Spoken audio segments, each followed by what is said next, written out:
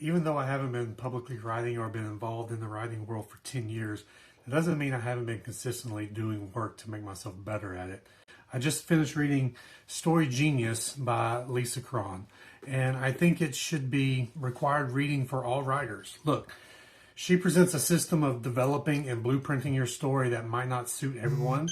I'm not exactly sure how much of it I'm going to adapt. I'm sure it wouldn't hurt if I did some of it.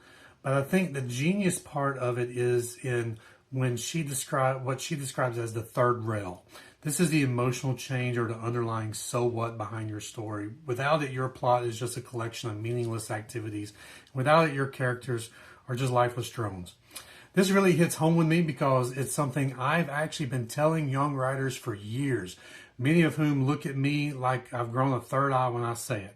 Look, I'm not saying Lisa Cron stole from me, but 5 years before this book was published, I wrote a blog about being a story-first writer as opposed to being a plotter or a pantser, where I basically said the exact same thing that Lisa says about the third rail.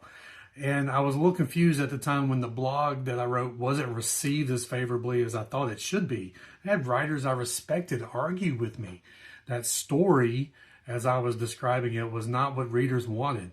If you wrote good characters and a good plot, story would come. I've never considered that writing any other way was sustainable. If you don't have heart in your story, you don't have a story. Whether or not that makes me one of those rare writers Lisa talks about who do this naturally, I don't know. I did, however, a few years back fall into the trap that she describes of letting my story run away with itself. I let plot points take over and it totally killed the project.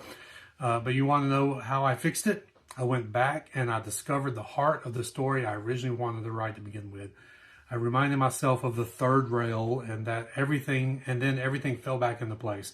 And that story is back in active production. That's what I'm working on right now. So reading this book vindicated me in that process, and the concepts I blogged about, which are currently archived on my website in two places. You can find them in Story Building Mastery series from 2012, where I call it the Meaning Core, and then the original blog from 2011, which is called Story First Writing.